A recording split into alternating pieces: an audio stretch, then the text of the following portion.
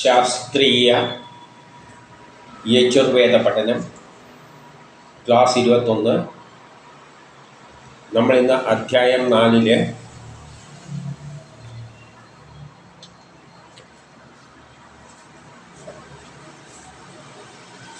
21 മുതൽ 30 വരെയുള്ള മന്ത്രങ്ങളാണ് നോക്കുന്നത്. ഇതിൽ വാക്ക് അല്ലെങ്കിൽ ജ്ഞാനം തന്നെയാണ്. വാക്ക് എന്നതിനെ കൊണ്ടാണ് ഉദ്ദേശിക്കുന്നത് ജ്ഞാനമാണ്. ജ്ഞാനം തന്നെയാണ് ദേവത. അപ്പോൾ 21 എന്താണ് പറയുന്നത് നോക്കാം. തിളക്കമാർന്ന ജ്ഞാനമേ എന്നാണ് പറയുന്നത്. ഈ അറിവാണ് നമ്മുടെ എല്ലാ തിളക്കത്തിനും കാരണം. ഈ ലോകം ഇങ്ങനെ തിളങ്ങി നിൽക്കുന്നത്, ശോഭിച്ചു നിൽക്കുന്നത്, ഈ പുരോഗതിയെല്ലാം, നാട്ടിലുണ്ടായിരിക്കുന്ന പുരോഗതിയെല്ലാം, ഈ പ്രപഞ്ചം ഉണ്ടായിരിക്കുന്നത് തന്നെ ജ്ഞാനത്തിൽ നിന്നാണ്, സയൻസിൽ നിന്നാണ്, ശാസ്ത്രത്തിൽ നിന്നാണ്, വേദത്തിൽ നിന്നാണ്. അതാണ് ഐശ്വര്യം. അപ്പം ഈ ജ്ഞാനം കടന്നു വന്നത് ഐശ്വര്യത്തിൽ നിന്നാണ്. ഐശ്വര്യം തന്നെയാണ്, എല്ലാ ഐശ്വര്യത്തിൻ്റെ പിന്നിലുള്ളത് ജ്ഞാനമാണ്. അപ്പം ജ്ഞാനം തന്നെയാണ് ഐശ്വര്യം എന്ന് പറയുന്നത്. ജ്ഞാനമാണ് ഐശ്വര്യമായിട്ട് തീരുന്നത്. അവസാനമില്ലാത്തതും ഒരിക്കലും നശിക്കാത്തതും സനാതനമായിരിക്കുന്നതും ജ്ഞാനമാണ്. അവസാനമില്ലാത്തതാണ്. ജ്ഞാനത്തിന് അവസാനമൊന്നുമില്ല. അത്രയും ജ്ഞാനം ഈ ലോകത്തിലുണ്ട്. അതാകട്ടെ നശിക്കാത്തതാണ്, സനാതനം, എന്നെന്നും നിലനിൽക്കുന്നത്. സയൻസ്, മാത്സും സയൻസ് തന്നെയാണ്. മാത്സ് ഇല്ലാത്ത സയൻസ് ഇല്ല. ഞാൻ മാത്സ് ഇപ്പം പറയാൻ കാരണം എന്ന് വെച്ചാൽ 3 കൂട്ടൽ 2 എന്ന് പറഞ്ഞാൽ 5 എന്നത്, 3 2 കൂട്ടിയാൽ 5 എന്നത്, പ്രപഞ്ചം ഉണ്ടായാലും ഇല്ലെങ്കിലും ഈ ലോകം മുഴുവൻ കത്തി നശിച്ചാലും 3 2 കൂട്ടിയാൽ 5 തന്നെയാണ്. അതുപോലെ സയൻസ് എന്നും നിലനിൽക്കുന്നതാണ്. അതുകൊണ്ട് അത് അനശ്വരയുടെ സന്താനമാണ്, നശിക്കാത്ത സന്താനമാണ്. അത് രുദ്രനാണ്. ജ്ഞാനം ഏതിലൂടെയാണ് വികസിച്ചു വരുന്നത്? ആറ്റങ്ങളിലൂടെയാണ്. അതുകൊണ്ടാണ് രുദ്രനാണ് എന്ന് പറയുന്നത്. ചന്ദ്രവസുവുമാകുന്നു. ചന്ദ്രൻ എന്ന് പറഞ്ഞാൽ രുദ്രം ആറ്റങ്ങൾ, അല്ലെങ്കിൽ ഭൂമി സൗരയൂഥത്തിൽ ചന്ദ്രന് സമാനവുമാണ്. ഈശ്വരനാല് സുഖം ലഭിക്കുന്ന നീ രക്ഷിക്കട്ടെ. അതായത് നമ്മളെ രക്ഷിക്കുന്നതും സുഖം നൽകുന്നതും എല്ലാം ജ്ഞാനമാണ്. ഈ ജ്ഞാനം തന്നെയാണ് ഈശ്വരനായിട്ട് കാണേണ്ടത്. കാരണം വേദം ജ്ഞാനമാണ്, വേദം ഈശ്വരനാണ്. അപ്പം ഈശ്വരൻ തന്നെയാണ് ജ്ഞാനം. അതാണ് നമ്മളെ എല്ലാ കാര്യത്തിലും രക്ഷിക്കുന്നത്. സയൻസിലൂടെയാണ് നമ്മൾ രക്ഷ പ്രാപിക്കുന്നത്. രോഗങ്ങളെല്ലാം വന്നു കഴിഞ്ഞാൽ നമ്മൾ മരുന്നെല്ലാം കഴിക്കുന്നത് ജ്ഞാനത്തിൻ്റെ അടിസ്ഥാനത്തിൽ തന്നെയാണ്. ജീവികളുടെ എല്ലാം നാഥനായ രുദ്രനാണ് ഇതിന് ഐശ്വര്യം പ്രദാനം ചെയ്യുന്നത്, ജ്ഞാനത്തിന്. കാരണം ജ്ഞാനം ആദ്യം രുദ്രനായി ആറ്റങ്ങളായിട്ട് മാറി, ആറ്റങ്ങളാണ് കൂടിച്ചേർന്നിട്ട് ഈ പ്രപഞ്ചമായി, ഈ നമ്മളീ കാണുന്ന എല്ലാ ഐശ്വര്യവുമായിട്ട് മാറിയത്. അത് തേജോമയനായി തീരുകയാണ്. എല്ലാ തേജസ്സിൻ്റെയും, ഊർജത്തിൻ്റെ ആയാലും എന്തിൻ്റെ ആയാലും തേജസ്സിൻ്റെ എല്ലാം ഉറവിടം ഈ ജ്ഞാനമാണ്. ഇനി 22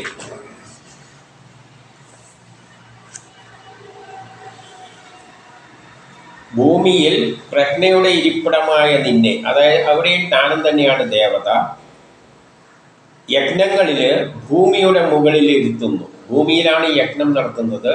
അപ്പോൾ ഭൂമിയിൽ നടക്കുന്ന എല്ലാ യജ്ഞത്തിൻ്റെയും മുകളിൽ നിർത്തുന്നത് ജ്ഞാനത്തെയാണ്, സയൻസിനെയാണ്, ശാസ്ത്രത്തെയാണ്, വേദത്തെയാണ്.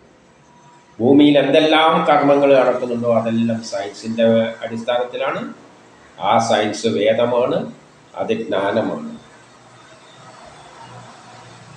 ഉരുകിയ കൃതത്തോടൊപ്പം നീ ഐശ്വര്യം നൽകുക. ഉരുകിയ കൃതം, അതായത് ഏതൊരു വസ്തുവിനെയും ഉരുക്കുകയും അതിലൂടെ പുതിയ പുതിയ വസ്തുക്കൾ ഉണ്ടാക്കിയെടുക്കും. ഉരുക്കിയിട്ടാണ് വേറൊന്നുണ്ടാക്കുന്നത്. അപ്പം രൂപാന്തരം പ്രാപിക്കുന്നത്. ഈ ഭൂമിയിലുള്ള വസ്തുക്കളെയെല്ലാം പരിവർത്തനം ചെയ്യുന്നത്, പുതുതായി തീർക്കുന്നത് എല്ലാം സയൻസിലൂടെയാണ്, ജ്ഞാനത്തിലൂടെയാണ്. അതിലൂടെയാണ് ഇവിടെ എല്ലാ ഐശ്വര്യങ്ങളും ഉണ്ടാകുന്നത്. ഈ ഭൂമിയിലുള്ള വസ്തുക്കളെയെല്ലാം നമ്മൾ ഉരുക്കിയും മറ്റും ചെയ്തിട്ട് പുതിയ പുതിയ വസ്തുക്കളാക്കി മാറ്റി ലോകം പുരോഗതിയിലേക്ക് പോകുന്നു. അതിലൂടെ ഐശ്വര്യം നേടുന്നു. അതുകൊണ്ട് തന്നെ ജ്ഞാനത്തിൻ്റെ സഹോദരന്മാരാണ് ഞങ്ങൾ. ജ്ഞാനം നമ്മുടെ സഹോദരനായിട്ട് നമ്മളെ കൂടെയുണ്ട്. അതുകൊണ്ട് ജ്ഞാനത്തിൻ്റെ സഹോദരനാണ് നമ്മൾ പരസ്പരം സഹകരിച്ചാണ് എല്ലാ കാര്യങ്ങളും മുന്നോട്ടേക്ക് നയിക്കുന്നത്. എൻ്റെ ക്ഷേമം നിൻ്റെ ക്ഷേമവുമാണ്. സയൻസിൻ്റെ ക്ഷേമം, സയൻസിൻ്റെ ഉന്നതി നമ്മളിലൂടെയാണ് വരുന്നത്. നമ്മുടെ ഉന്നതി സയൻസിലൂടെയാണ് വരുന്നത്. സയൻസ് വികസിക്കുന്നത് നമ്മിലൂടെയാണ്. നമ്മുടെ വികാസം സയൻസിലൂടെയാണ്. നിന്റെ ക്ഷേമത്തിൽ നിന്നും പരിപാലനത്തിൽ നിന്നും ഞങ്ങൾ ഒരിക്കലും മാറിപ്പോകില്ല. കാരണം നമുക്ക് ശാസ്ത്രവുമായിട്ട് അങ്ങനെ വേർപെട്ട് നിൽക്കാൻ പറ്റില്ല. ശാസ്ത്രത്തിൻ്റെ പിൻബലത്തോടു കൂടി തന്നെയാണ് നമ്മൾ മുന്നോട്ടേക്ക് പോകുന്നത്. അതുകൊണ്ട് ശാസ്ത്രത്തിൽ നിന്നും മാറിപ്പോകുന്ന പരിപാടി നമുക്ക് ഇല്ല. കാരണം ഈ എല്ലാ നമ്മുടെ നേടുന്ന ഐശ്വര്യത്തിൻ്റെയും നാഥൻ നീയാണ്. ഇനി 23 സദാ തിളങ്ങിക്കൊണ്ടിരിക്കുന്നതാണ് ഈ ജ്ഞാനം. ജ്ഞാനം എപ്പോഴും ശോഭിച്ചുകൊണ്ടിരിക്കുകയാണ്. ദിവ്യവും വ്യാപകവുമായ മനസ്സിനാലും വീക്ഷണത്താലും ഞാൻ നിന്നെ കാണുന്നുണ്ട്. ദിവ്യം വ്യാപ്തവുമായ മനസ്സിനാൽ, നമ്മുടെ മനസ്സിലൂടെയാണ്, ബുദ്ധിയിലൂടെയാണ്, ചിന്തിച്ച് മനസ്സിലാക്കിയിട്ടാണ് നമ്മൾ ജ്ഞാനത്തെ ഉപയോഗിക്കുന്നത്. ഞാൻ നിന്നെ കാണുന്നുണ്ട്. പുതിയ പുതിയ വീക്ഷണകോണിലൂടെ, മനസ്സിൻ്റെ പുതിയ പുതിയ വീക്ഷണകോണിലൂടെ നമ്മൾ ജ്ഞാനത്തെ കാണുകയാണ്. പണ്ട് കാലത്ത് അഗ്നി ഉപയോഗിച്ചിരിക്കുന്ന വെറുതെ കത്തിച്ച് ചൂടാക്കാറ്. പക്ഷേ അതേ അഗ്നിയെ നമ്മളിന്ന് പല വീക്ഷണകോണിൽ കൂടി നോക്കിയിട്ട് റോക്കറ്റ് ഉണ്ടാക്കി വിടാവുന്നതിന്, ബഹിരാകാശത്തെത്തുന്നതിന് വരെ അതിനെ ഉപയോഗിക്കുകയാണ്, പല വീക്ഷണകോണിൽ കൂടി. ഞാൻ നിന്നെയോ നീ എൻ്റെയോ ജീവിതത്തെ അപകടപ്പെടുത്തരുത്. പക്ഷേ ഈ ജ്ഞാനം തന്നെ നമ്മളെ അപകടത്തിലേക്കും നയിക്കും. അതുകൊണ്ട് അതിനോട് പറയുകയാണ്, നീ ഒരിക്കലും നിന്നെയും ഞാൻ അപകടത്തിൽപ്പെടുത്തില്ല, നീ ഞങ്ങളെയും അപകടത്തിൽപ്പെടുത്തരുത്. കാരണം ആറ്റം ബോംബ് നല്ലത് തന്നെയാണ്. നമ്മുടെ വൈദ്യുതി എല്ലാം ഉണ്ടാക്കാൻ ആറ്റം ബോംബ് ഉപയോഗിക്കുന്നുണ്ട്. അതേസമയം തന്നെ ലോകത്തെ നശിപ്പിക്കാനും ഈ ജ്ഞാനം ഉപയോഗിക്കുന്നുണ്ട്. അതുകൊണ്ട് ജ്ഞാനത്തോട് പറയുകയാണ്, നീ ഒരിക്കലും നമ്മളെ നശിപ്പിക്കുന്ന പക്ഷത്തേക്ക് നശിപ്പിക്കാതിരിക്കണം, അപകടപ്പെടുത്താതിരിക്കണം. നിന്റെ അനുഗ്രഹത്താൽ എനിക്ക് വീരന്മാരായ സന്താനങ്ങൾ ഉണ്ടാകട്ടെ. അതായത് നമ്മൾ പുരോഗതി നേടുന്നതനുസരിച്ച് നമ്മളെ സന്താനങ്ങൾ എന്തായിരിക്കും, അതിലും പുരോഗതി നേടിക്കൊണ്ട് തന്നെയാണ് വരിക. ശാസ്ത്രത്തിൻ്റെ സഹായത്താൽ നമ്മൾ പുരോഗതി നേടുന്നു. നമ്മുടെ ഭാവി തലമുറ അതിലും ഉയർന്ന സ്ഥാനത്തേക്കാണ് ജ്ഞാനത്തോടു കൂടിയാണ് മുന്നോട്ട് പോകാൻ പോകുന്നത്. ഇനി 24 ഇവിടെ ദേവത അഗ്നിയാണ്. ഇത് ഗായത്രി ഛന്ദസ്സിന്റെ ഭാഗമാകുന്നു. അവൻ എന്നോട് പറയട്ടെ. ഗായത്രി ഛന്ദസ്സിന് അഗ്നി ഗായത്രി ഛന്ദസ്സിലോട്ട് എന്ന് പറഞ്ഞാൽ, ഗായത്രി ഛന്ദസ് എന്ന് പറഞ്ഞാൽ ഈ പ്രപഞ്ചഘടനയായിട്ട് ബന്ധപ്പെട്ടതാണ്. ഭൂമിയും സൗരയൂഥ സിസ്റ്റങ്ങളും എല്ലാമാണ് ഗായത്രി ഛന്ദസ്സിലൂടെ ചിന്തിക്കേണ്ടത്. നമ്മളും സൗരയൂഥ സിസ്റ്റവും ഇതെല്ലാം സൗരയൂഥ സിസ്റ്റത്തിലെ ഊർജത്തിൻ്റെ സഹായത്താലാണ് നമ്മൾ ലോകം മുന്നോട്ടേക്ക് പോകുന്നത്. സൂര്യനും ഗ്രഹങ്ങളും എല്ലാം ചുറ്റുമ്പോൾ അതിൽ നിന്നും ഉത്ഭവിക്കുന്ന ഊർജം, പലതരം ഊർജമുണ്ട്. അഗ്നിയുണ്ട്, പ്രകാശമുണ്ട്. അതേസമയം തന്നെ നമ്മുടെ നാഡികളിലൂടെ അത് സ്വാധീനിക്കുന്നുണ്ട്, ആകർഷണബലം. ഇതെല്ലാം നമ്മളെ മുന്നോട്ടേക്ക് നയിക്കുന്നത്. അപ്പം അത് ഗായത്രി, ആ കർമ്മങ്ങളെല്ലാം ഗായത്രി ഛന്ദസ്സിലൂടെയാണ് നോക്കുന്നത്. അതിൻ്റെ അടിസ്ഥാനം അഗ്നിയുമാകുന്നു. അതുകൊണ്ട് തന്നെ ഗായത്രി ഛന്ദസ്സിലൂടെയാണ് അഗ്നി നമുക്ക് ലഭിച്ചത്. അതായത് സൂര്യനിൽ നിന്നാണ്, ഊർജത്തിൻ്റെ ഉറവിടം സൂര്യനാണ്. നമ്മുടെ എല്ലാ ആക്ടിവിറ്റീസിൻ്റെയും പിന്നിൽ പ്രവർത്തിക്കുന്ന കേന്ദ്രബിന്ദു സൂര്യനാണ്. അപ്പം അഗ്നി സൂര്യൻ്റെ സംഭാവനയാണ്.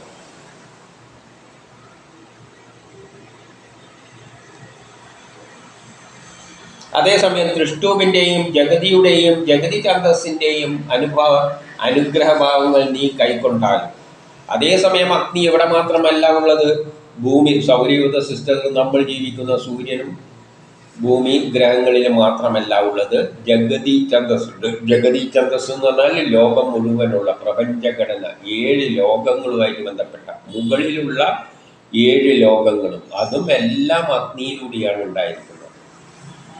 ഊർജമാണ് കണങ്ങളായി മാറിയതും ഈ പ്രപഞ്ചമായി മാറിയതും. അപ്പം ജഗത്തും ഈ പ്രപഞ്ചവും അതിൽ പറയുന്ന നടക്കുന്ന കർമ്മങ്ങൾ, അതാണ് ജഗതി ഛന്ദസ്സിലൂടെ ചിന്തിക്കേണ്ടത്. അതെല്ലാം അഗ്നിയുടെ സംഭാവനയാണ്.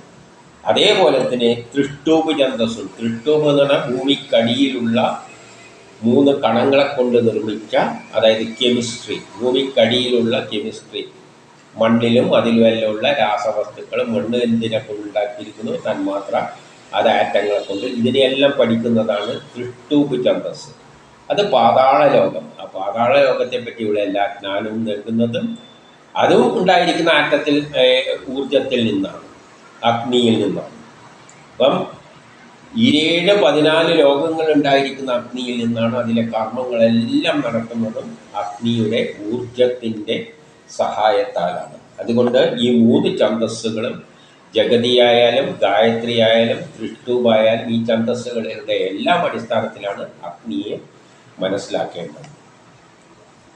അങ്ങനെ ലഭിക്കുന്ന ഈ പ്രപഞ്ചത്തിൽ നിന്നും ലഭിക്കുന്ന ഔശ്വര്യങ്ങളെല്ലാം നമുക്ക് സന്തോഷം, ആനന്ദം നൽകുന്നു. അതെല്ലാം അഗ്നിയിലൂടെ.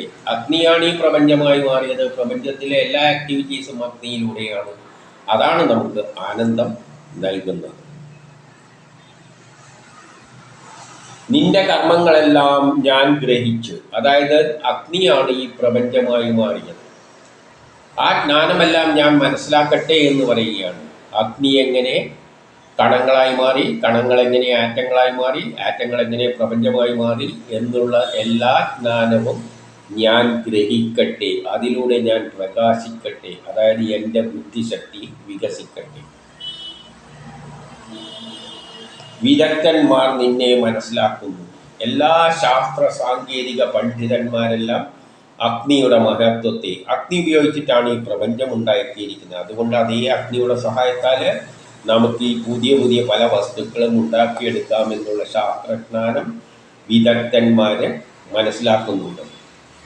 മനസ്സിലാക്കട്ടെ എന്ന് പറയുകയാണ്. ഇനി 25 ഭൂമിയുടെയും സ്വർഗത്തിൻ്റെയും ഈശ്വരനെ ഞാൻ ഭജിക്കുന്നു. ഈ ഭൂമിയും സ്വർഗവും എല്ലാം ഉണ്ടായത്, സ്വർഗം എന്ന് പറഞ്ഞാൽ മുകളിലുള്ള 7 ലോകം, അതെല്ലാം ഉണ്ടായത് ഈശ്വരനിൽ നിന്നാണ്. ഈശ്വരനാരാണ്? ബ്രഹ്മമാണ്. അപ്പം പ്രപഞ്ചം ഏതിൽ നിന്നുണ്ടായോ അതനാണ് ഈശ്വരൻ എന്ന് പറയുന്നത്. അതാണ് ഭൂമിയെയും സ്വർഗത്തെയും എല്ലാം സൃഷ്ടിച്ചത്. ആ ഈശ്വരനെ ഞാൻ ഭജിക്കുന്നു. അത് നമ്മുടെ എല്ലാ കർമ്മങ്ങളിലെയും അനശ്വരത പുലർത്തുന്നുണ്ട്, നമ്മളെ പ്രചോദിപ്പിക്കുന്നുണ്ട്, സത്യത്തെ പ്രചോദിപ്പിക്കുന്നു. സത്യത്തെ എന്ന് പറഞ്ഞാൽ ശാസ്ത്രത്തിൻ്റെ അടിസ്ഥാനത്തിലുള്ളതാണ് സത്യം.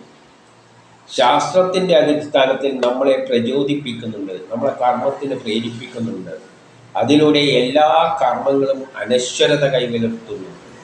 അതായത് പുതിയ പുതിയ വസ്തുക്കൾ, ലോകം പുരോഗതിയിലേക്ക് പോകുമ്പോൾ പുതിയ പുതിയ വസ്തുക്കൾ ഉണ്ടാകുന്നുണ്ട്. അതിൻ്റെ പിന്നിലെല്ലാം ഉള്ളത് അനശ്വരമായ ആ ജ്ഞാനം തന്നെയാണ്, അല്ലെങ്കിൽ ആ ഈശ്വരൻ തന്നെയാണ്. അതെന്താണ്? ആ ഈശ്വരൻ എന്താണ് ചെയ്യുന്നത്? എല്ലാവരും സർവ്വലാലും ആരാധിക്കപ്പെടുകയാണ്. കാരണം ഈ പ്രപഞ്ച സൃഷ്ടിക്ക് പിന്നിലുള്ള ആ ശക്തി വിശേഷം, അതാണ് നമുക്കിങ്ങനെ ഒരു ലോകമുണ്ടത് ഉണ്ടാക്കി തന്നത്. ഈ ഇവിടെ ഉണ്ടാകുന്ന എന്തെല്ലാം നമ്മൾ അനുഭവിക്കുന്നുണ്ടോ അതെല്ലാം ആ ശക്തി വിശേഷത്തിൻ്റെ സംഭാവനയാണ്. അതുകൊണ്ട് നമ്മളതിനെ ആരാധിക്കുന്നു. അവൻ നമുക്ക് അനുഗ്രഹങ്ങൾ ചൊരിയുന്നു. നമുക്ക് എന്തെല്ലാം ഭൂമിയിൽ വേണോ അതെല്ലാം ആ ശക്തി വിശേഷം, ആ ബ്രഹ്മം അതായി മാറിയിട്ടുണ്ട്. നമുക്ക് പാല് വേണ്ടിക്കില്ല, അത് പശുവായി മാറിയിട്ടുണ്ട്. നമ്മൾ വീട് കെട്ടാൻ കല്ല് വേണ്ടിക്ക് അത് കല്ലായിട്ട് മാറിയിട്ടുണ്ട്. എടുത്തടിയാൻ ആഭരണങ്ങൾ വേണ്ടിക്ക് സ്വർണമായിട്ട് മാറിയിട്ടുണ്ട്. അപ്പോൾ അത് എല്ലാ അനുഗ്രഹങ്ങളും ചൊരിയുന്നു. വെളിച്ചത്തിൻ്റെ ലോകം ഈശ്വരൻ്റെ മഹിമ ആവർത്തിച്ചു പറയുന്നു. നമ്മൾ ഈ കാണുന്ന വെളിച്ചം, തിളങ്ങി നിൽക്കുന്ന ഈ ലോകം, ഇതെല്ലാം ആ ഈശ്വരൻ്റെ മഹിമയാണ് സൂചിപ്പിക്കുന്നത്. ഏതോ ഒരു ശക്തി, ഈശ്വരൻ എന്തോ ആകട്ടെ, ഏതോ ഒരു ശക്തി ആദ്യം ഉണ്ടായിരുന്നു. അതാണ് ഈ പ്രപഞ്ചമായി മാറിയിട്ട് ഇങ്ങനെ പ്രകാശമാനമായിട്ട് നമ്മുടെ മുമ്പിൽ നിൽക്കുന്നത്. അത് ആ ശക്തിയെ സൂചിപ്പിക്കുകയാണ്. ഈ പ്രപഞ്ചമെല്ലാം നമ്മൾ കാണുമ്പോൾ ഇത്ര സുന്ദരമായി, എങ്ങനെയാണ് ഇത്രയും ഭംഗിയായിട്ടുള്ള ഈ ലോകമെല്ലാം ഉണ്ടാക്കിയത് എന്ന് ചിന്തിക്കുമ്പോൾ നമ്മളെന്താണ് ചിന്തിക്കുക? ഇതെല്ലാം ആരാണ് ഉണ്ടാക്കിയത്? അത് തന്നെയാണ് അതിനുള്ള കൊടുത്തിരിക്കുന്ന പേരാണ് ഈശ്വരൻ. അപ്പം നമ്മൾ ഈശ്വരൻ്റെ മഹിമയാണ് ഇവിടെ മുഴുവൻ കാണുന്നത്. സുവർണ ഹസ്തങ്ങളുള്ള ഈ ഈശ്വരനെ കൊണ്ട് ഈ ശൂന്യത അളക്കപ്പെട്ടിരിക്കും. ഈ പ്രപഞ്ചത്തിലുള്ള എല്ലാം ആ ഈശ്വരൻ്റെ പരിധി അളവിൽ കയ്യിലാണ് അകപ്പെട്ടിരിക്കുന്നത്, പരിധിയിലാണ് വരുന്നത്. ഈ പ്രപഞ്ചം ഏതോ ഒരു ശക്തിയിൽ നിന്നാണ് ഉണ്ടായിരിക്കുന്നത്. ആ ശക്തിയാണ് ഈ പ്രപഞ്ചമായി മാറിയത്. അപ്പോൾ ആ ശക്തിയുടെ കരങ്ങളിൽ അകപ്പെട്ടിരിക്കുകയാണ് ഇവിടെ കിടക്കുന്ന എല്ലാ വസ്തുക്കളും. ഇവിടെ ശൂന്യ സ്ഥലമുണ്ടെങ്കിൽ അതടക്കം അതിലാണ് അകപ്പെട്ടിരിക്കുന്നത്.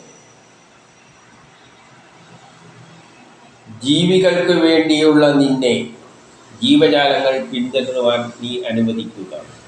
ജീവികളെല്ലാം അതിൻ്റെ ആജ്ഞകളെ പരിപാലിച്ചുകൊണ്ടാണ് മുന്നോട്ടേക്ക് പോകുന്നത്. അത് നമ്മളെ സൃഷ്ടിച്ചത് ഓരോ കർമ്മങ്ങൾ ചെയ്യാനാണ്. നമ്മൾ വെറുതെ ഉണ്ടാക്കിയിട്ടല്ല.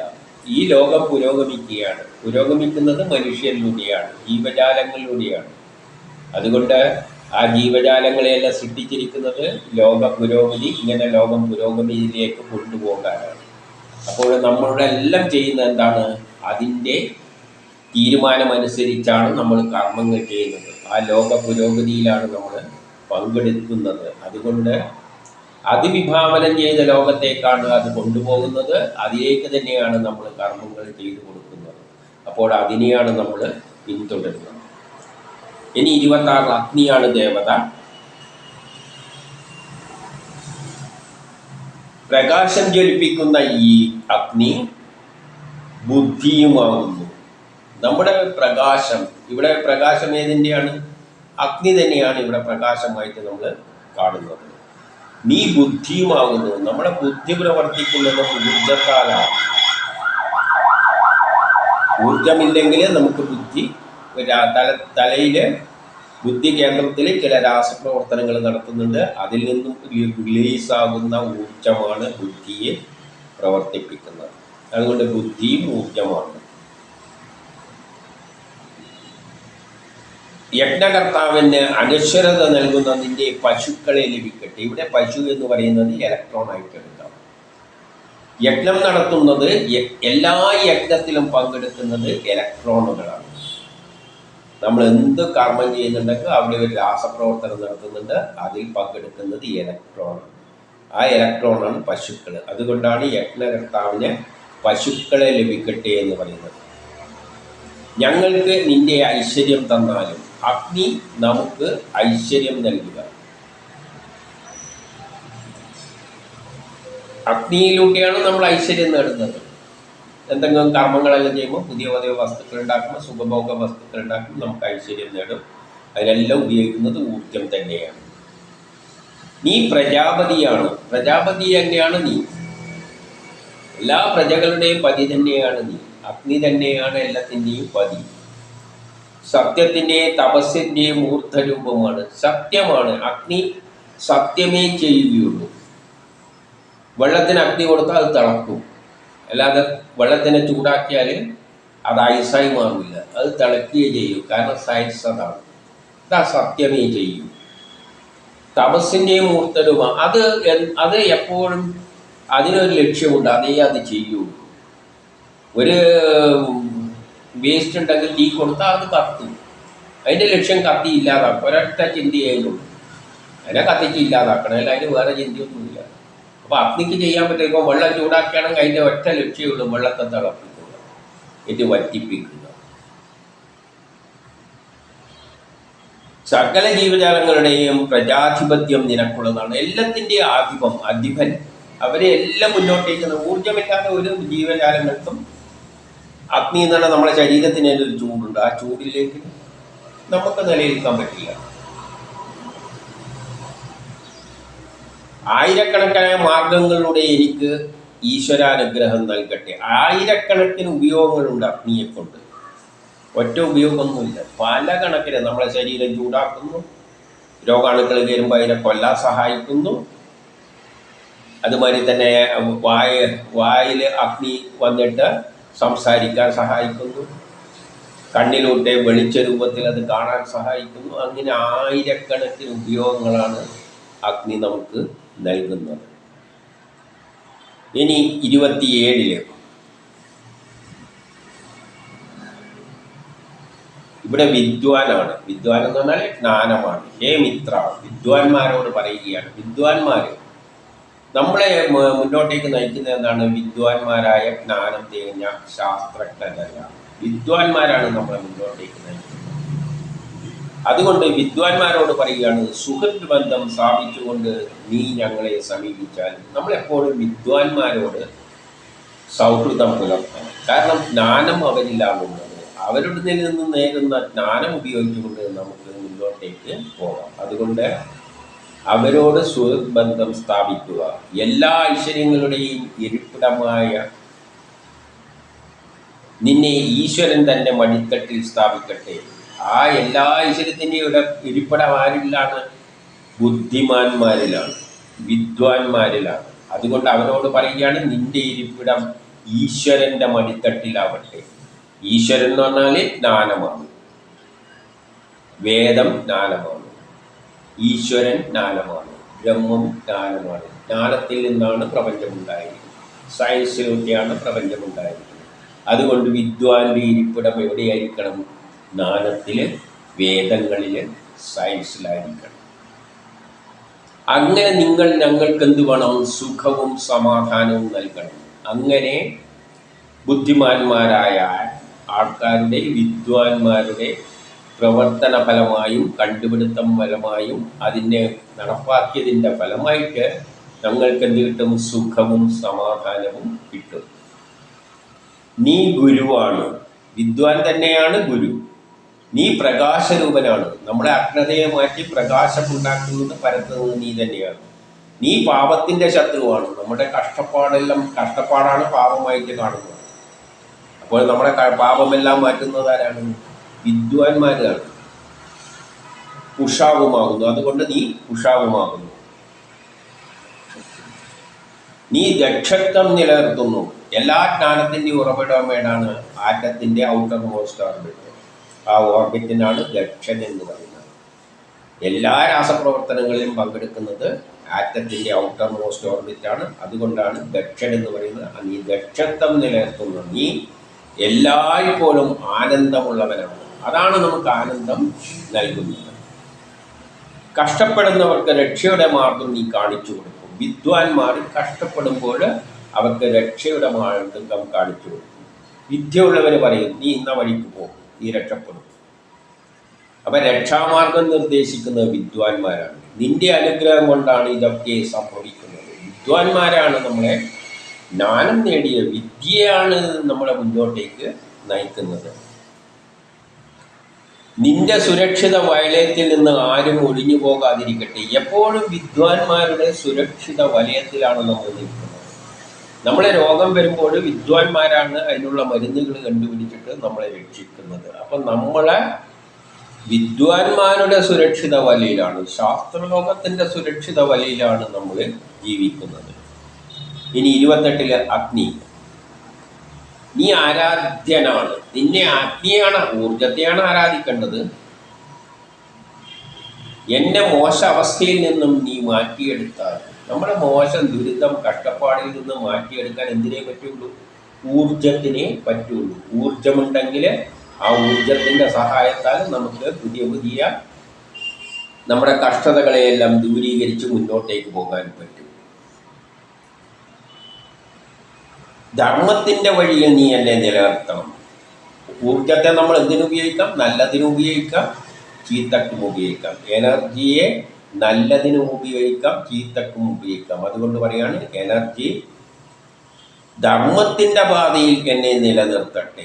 ഊർജം അഗ്നി ധർമ്മത്തിൻ്റെ പാതയിൽ ഉപയോഗിക്കണം. നമുക്ക് അഗ്നി ഉണ്ടെന്ന് വെച്ചിട്ട് അടുത്തവൻ്റെ വീട്ടിൽ കൊണ്ടുപോയിട്ട് ദേഷ്യം ഉണ്ടെങ്കിൽ വീട്ടിന് തീ വെക്കാം. അതല്ല വേണ്ടത്. എന്നെ ധർമ്മത്തിൻ്റെ അഗ്നി ഉപയോഗിച്ച്, ഊർജം ഉപയോഗിച്ച് നമ്മൾ ഭക്ഷണം പാകം ചെയ്യുക, പുതിയ കാര്യങ്ങൾക്ക് വേണ്ടി നമ്മുടെ ശക്തിയെല്ലാം ഊർജം തന്നെയാണ്, വിനിയോഗിക്കണം. അനശ്വരരായവരുടെ കൂട്ടത്തിൽ ഞാൻ ചേർക്കപ്പെടണേ. അങ്ങനെ അഗ്നി ഉപയോഗിച്ചിട്ട് ഊർജത്തിൻ്റെ സഹായത്താൽ നമ്മൾ പുതിയ കർമ്മങ്ങളെല്ലാം ചെയ്യുമ്പോൾ, നല്ല വിശിഷ്ടമായ കർമ്മങ്ങൾ ചെയ്യുകയാണെങ്കിൽ നമ്മൾ ലോകം ഇന്നും ഓർക്കും. ഇപ്പം നമ്മളെ പരിശ്രമ ഫലമായിട്ട് ഒരു റോഡെല്ലാം നല്ല വൃത്തിയാക്കി ഇട്ട് കഴിഞ്ഞാൽ, നമ്മൾ തന്നെ ഇറങ്ങി തിരിച്ചിട്ട് മുമ്പിലുള്ള റോഡെല്ലാം വൃത്തിയാക്കി ഇട്ട് കഴിഞ്ഞാൽ നാട്ടുകാരെല്ലാം എന്ത് പറയും? ഈ റോഡ് ഇത്രയും ഭംഗിയായിട്ട് തീർത്തത് അവനാണ്. അല്ലെങ്കിൽ ഒരു റോഡില്ല, അവിടെ നമ്മൾ ഇറങ്ങി തിരിച്ച് ഒരു റോഡ് വെട്ടി എല്ലാവർക്കും പോകേണ്ട ഒരു വഴിയുള്ള നേതൃത്വം ഏറ്റെടുക്കുകയാണെങ്കിൽ നമ്മൾ ഊർജത്തിൻ്റെ സഹായത്താലാണ് ചെയ്യുന്നത്. നമ്മൾ ഇറങ്ങിത്തിരിക്കേണ്ടിക്കും ശക്തി വേണം, റോഡ് വെട്ടേണ്ടിക്കും ശക്തി വേണം. എല്ലാം അഗ്നിയുടെ സഹായത്താൽ, ഊർജത്തിൻ്റെ സഹായത്താൽ സാധിപ്പിച്ചെടുത്തു കഴിഞ്ഞാൽ നമ്മൾ അനശ്വരന്മാരായിത്തീരും. എനിക്ക് ദീർഘായുസ്സും നൽകണം. നമ്മുടെ ആയുസ് എത്ര വരെയാണുള്ളത്? നമ്മുടെ ശരീരത്തിന് ചൂട് നിലനിൽക്കുന്നവരെ. ദീർഘായുസ് നൽകുക എന്ന് പറഞ്ഞാൽ അത്രയും കാലത്തോളം നമ്മുടെ ശരീരത്തിൻ്റെ ചൂട് നിലനിൽക്കുകയാണെങ്കിൽ നമ്മൾ ജീവിതം ദീർഘായുസ് ഉണ്ടാക്കും. അപ്പോൾ സുഖം, നമ്മുടെ കഷ്ടപ്പാടുകളെല്ലാം, രോഗങ്ങളെയെല്ലാം ഊർജത്തിൻ്റെ സഹായത്താൽ, മരുന്നുകളുടെ സഹായത്താൽ മറിഞ്ഞും നമ്മളെ ശരീരത്തിലേക്ക് എന്താണ് ചെയ്യുന്നത്? രാസപ്രവർത്തനങ്ങളാണ് നടക്കുന്നത്. അതിലുള്ള ഊർജമാണ്, അഗ്നിയാണ് രോഗാണുക്കളെ നശിപ്പിക്കുന്നത്. അപ്പം നമുക്ക് ദീർഘായുസ്സും അഗ്നിയെ ആശ്രയിച്ചാണ് ഇരിക്കുന്നത്. ഇനി 29 അഗ്നി തന്നെ. എവിടെയാണോ സമാധാനം ലഭിക്കുന്നത്? അഗ്നി ഉണ്ടെങ്കിൽ, ഊർജമുണ്ടെങ്കിൽ നമുക്ക് സമാധാനം ഉണ്ടാകും. ചെറിയൊരു ഉദാഹരണം പറയാൻ തന്നെ മതി. വീട്ടിൽ കറണ്ടില്ലെങ്കിൽ അന്നത്തെ ദിവസം പോക്കാണ്. ഒരു ചെറിയ ഉദാഹരണമാണ്. അപ്പോൾ എവിടെയാണോ സമാധാനമുള്ളിടത്ത് അഗ്നിയുണ്ട്. എവിടെയാണോ അനുഗ്രഹം ലഭിക്കുന്നത്? നമുക്കൊരു അനുഗ്രഹമാണ്. നല്ല ചൂടായിട്ട് ഇരിക്കുമ്പോൾ, ചൂട് കൊണ്ട് എരിവരി കഴിയുമ്പോൾ അഗ്നി വൈദ്യുതി ഉപയോഗിച്ചിട്ട് ഫാന് തിരിച്ചിട്ട് നല്ല സുഖമായിട്ട് ഇരിക്കാം. അപ്പം ചെറിയ ചെറിയ ഉദാഹരണങ്ങളിലോട്ട് തന്നെ ഇത് മനസ്സിലാക്കാവുന്നതേ ഉള്ളൂ. അനുഗ്രഹം ചൊരിയുന്നതാണ്. എവിടെ നന്മ നിലനിർത്തുന്നു അവിടേക്ക് ഞങ്ങൾ എത്തിച്ചേരട്ടെ. നന്മയുള്ള സ്ഥലത്ത് പുരോഗതിയുണ്ട്. പുരോഗതി ഉണ്ടെങ്കിൽ അത് ഊർജത്തിൻ്റെ സഹായത്താലാണ്, അഗ്നിയുടെ സഹായത്താലാണ്. അനന്തമായ ക്ഷേമം, നല്ല ക്ഷേമവും ഐശ്വര്യവും അനുഗ്രഹവും അനുകമ്പയും ഞങ്ങൾക്കുണ്ടാകട്ടെ എന്ന് പറയണം. അഗ്നിയാണ് ഇതെല്ലാം നേടിത്തരുന്നത്. അനന്തമായ ക്ഷേമപ്രവർത്തനങ്ങൾ എന്നെല്ലാം പറയുമ്പോൾ, ക്ഷേമപ്രവർത്തനം നടത്തേണ്ടിരിക്കുമ്പോൾ എന്ത് വേണം? ഊർജം വേണം. ഊർജമില്ലാതെ ഒരു പരിപാടിയില്ല. അതുകൊണ്ട് ക്ഷേമമായാൽ, അനുഗ്രഹമായാലും, അനുകമ്പയായാലും എല്ലാം ഞങ്ങളിൽ ഉണ്ടാക്കുന്നത് അഗ്നിയാണ്. ഇനി 30 വരുണനാണ്. വരുണൻ എന്ന് പറഞ്ഞാൽ ഓർബിറ്റാണ്. അത് ആറ്റത്തിൻ്റെ ഓർബിറ്റാകാം, ഇലക്ട്രോണിൻ്റെ ഓർബിറ്റാണ്. ആ ഓർബിറ്റുകളുടെ പ്രത്യേകത അനുസരിച്ചാണ് ആറ്റങ്ങളുടെ സ്വഭാവങ്ങൾ, ഭൂമിയുടെ നമ്മളിലുള്ള സ്വാധീനങ്ങൾ, ഗ്രഹങ്ങളുടെ നമ്മുടെ നേരെയുള്ള സ്വാധീനമെല്ലാം കിടക്കുന്നത്. അപ്പം അതാണ് 30 പറയുന്നത്. ഭൂമിയുടെ പുറന്തോടാകുന്ന നീ. ഓർബിറ്റ് എന്ന് പറഞ്ഞാൽ ഭൂമിയുടെ ഔട്ടർ മോസ്റ്റ് ഓർബിറ്റ്. അതിൽ ചന്ദ്രൻ കറങ്ങിക്കൊണ്ടിരിക്കുന്നത്. ഭൂമിയുടെ പുറന്തോട് എന്ന് പറഞ്ഞാൽ ഓർബിറ്റാണ് ഉദ്ദേശിക്കുന്നത്. ഭൂമിയുടെ പുറത്താണ് ഓർബിറ്റുകളുള്ളത്. അതിൻ്റെ മടിത്തട്ടിൽ വിശ്രമിച്ചാൽ, അപ്പോൾ ഭൂമിയുടെ പുറംതോടിൽ, അതിനാണ് ഔട്ടർ മോസ്റ്റ് ഓർബിറ്റ് എന്ന് പറയുന്നത്. ഭൂമിയായാലും ഇലക്ട്രോൺ ആയാലും എന്തായാലും അതിനാണ് ഔട്ടർ മോസ്റ്റ് ഓർബിറ്റ്. ആറ്റത്തിൽ ഔട്ടർ മോസ്റ്റ് ഓർബിറ്റ് എന്നാണ് പറയുക. അതാണ് രാസപ്രവർത്തനങ്ങളെ നിയന്ത്രിക്കുന്നത്. ആകാശത്തെയും മധ്യാകാശത്തെയും ഉറപ്പിച്ച് നിൽക്കുന്നത് നീയാണ്. ഓർബിറ്റാണ് ആകാശത്തെയും മധ്യാകാശത്തെയും എല്ലാം നിലനിർത്തുന്നത്. ആകാശമുണ്ടാകുന്നതിന് എങ്ങനെയാണ്? സൂര്യന് ചുറ്റും ഓരോ ഗ്രഹങ്ങൾ ചുറ്റുന്നു, സൂര്യൻ വേറൊരു ഗ്രഹത്തിനടുത്ത് കിട്ടുന്നു. ഇതെല്ലാം ചുറ്റുന്ന ഓർബിറ്റിലൂടെയാണ്. അങ്ങനെയാണ് ആകാശങ്ങളെല്ലാം ഉണ്ടാകുന്നത്. അതിൻ്റെ എല്ലാം നാഥനാരാണ്? ഈ ഓർബിറ്റാണ്. ഓർബിറ്റില്ലെങ്കിൽ എല്ലാ ഗ്രഹങ്ങളും തോന്നുന്ന മാതിരി സഞ്ചരിച്ചിട്ട് കൂട്ടിയിടിച്ച് ആകെ ഒരു ഈ ലോകത്തിലുള്ള ഗ്രഹങ്ങളെല്ലാം തോന്നുന്ന മാതിരി സഞ്ചരിച്ച് കഴിഞ്ഞാൽ എന്താ കൂട്ടിയിടിച്ച് ആകെ ഒരു കുളമാക്കി മാറ്റും. പക്ഷേ ഓർബിറ്റുകളാണ് അതിന് ഓരോ സ്ഥലത്തിൽ വെച്ചിട്ട് ആകാശത്തിൽ അതിൻ്റേതായ സ്ഥാനം ഉണ്ടാക്കിയെടുക്കുന്നത്. ആകാശത്തെയും മധ്യാകാശത്തെയും ഉറപ്പിച്ചിരുത്തുന്നത് ഈ ഓർബിറ്റുകളാണ്. അവൻ ശരിയായ വിധത്തിൽ ഭൂമിയെ അളന്നിട്ടുണ്ട്. ഭൂമിയെ അളക്കുക എന്ന് പറഞ്ഞാൽ ശരിയായ രീതിയിൽ ഭൂമിക്ക് സഞ്ചരിക്കാനുള്ള വഴി അളന്നു കൊടുത്തിട്ടുണ്ട്. നീ ഈ വഴിയിലൂടെ പോയിക്കൊള്ളണം, നിനക്ക് ഇത്ര കിലോമീറ്റർ ദൂരത്തിൽ തന്നിട്ടുണ്ട്, അതിലൂടെ നീ കൃത്യമായി തെപ്പവും പോയിക്കൊള്ളണം. ഭൂമിക്കൊരു വഴി അളന്നു കൊടുത്തിട്ടുണ്ട്. നമ്മൾ അളന്നെങ്ങനെയാണ് കൊടുക്കുക? ഇപ്പോൾ വഴി പോകാനാണെങ്കിൽ നമുക്ക് അടുത്ത വീട്ടിലേക്ക് പോകണം, അല്ല അടുത്ത റോഡിലേക്ക് പോകണം. നമ്മളെ വീട്ടിൻ്റെ മുമ്പിൽ ഒരാളെ സ്ഥലം ഉണ്ടെങ്കിൽ അപ്പം പറയുക നീ ഇതിലേ പോകുന്നു പറഞ്ഞൊരു വഴി അളന്നു തരും.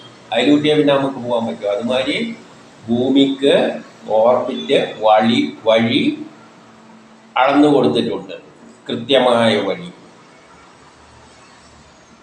സകല ലോകങ്ങളെയും നയിക്കുന്ന ചക്രവർത്തിയാണ് അവൻ. ഈ ലോകം മുഴുവൻ ഈ ഓർബിറ്റിലാണ് നിലനിൽക്കുന്നത്. അല്ലെങ്കിൽ ഈ നക്ഷത്രങ്ങളും എല്ലാം കൂടി സഞ്ചരിച്ചിരുന്ന ഈ ലോകത്തിൻ്റെ അവസ്ഥ എന്താണ്? എന്തുകൊണ്ടാണ് ഈ ലോകം ഇതേ രൂപത്തിൽ നിൽക്കുന്നത്? ഓരോന്നിനും ഓരോ വഴി കൊടുത്തിട്ട് സഞ്ചരിക്കാം. ഭൂമിക്ക് സഞ്ചരിക്കാൻ ഒരു വഴി, ചന്ദ്രനൊരു വഴി, സൂര്യനൊരു വഴി, നക്ഷത്രങ്ങൾക്കൊരു വഴി. അങ്ങനെയാണ് എല്ലാ ലോകങ്ങളെയും നയിച്ചിരിക്കുന്നത്. അതുകൊണ്ട് അവൻ്റെ ചക്രവർത്തിയാണ്. അത് തീരുമാനിച്ചിട്ടുണ്ട്. നിങ്ങളെല്ലാം ഈ വഴിയിൽ കൂടെ തന്നെ സഞ്ചരിച്ചോളണം, വേറെ വഴിയിലൂട്ടൊന്നും നിങ്ങൾ പോകരുത്. വരുണദേവ പ്രഭുവിൻ്റെ ലോകനീതിയാണ് നമുക്ക് മുന്നിൽ ദൃശ്യമാകുന്നത്. അപ്പോൾ ഈ വരുണൻ്റെ ഓർബിറ്റിൻ്റെ ലോകനീതി, വരുണനാണ്, ഓർബിറ്റുകളാണ് ലോകത്തിനൊരു നീതി ഉണ്ടാക്കി വച്ചിരിക്കുന്നത്. അതാണ് നമ്മൾ ആകാശത്തിൽ ദർശിക്കുന്നത്.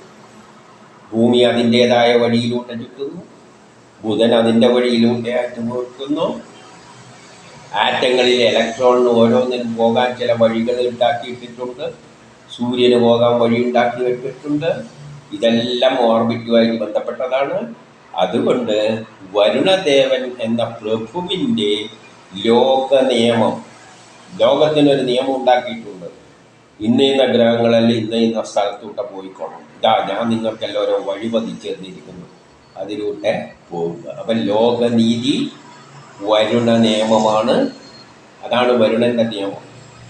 ഓരോ ഗ്രഹങ്ങൾക്കും ഓരോ ഇലക്ട്രോണുകൾക്കും സഞ്ചരിക്കുവാനുള്ള വഴി ഉണ്ടാക്കി കൊടുത്തിട്ടുണ്ട്. ആര്? വരുണൻ, ഓർബിറ്റുകൾ.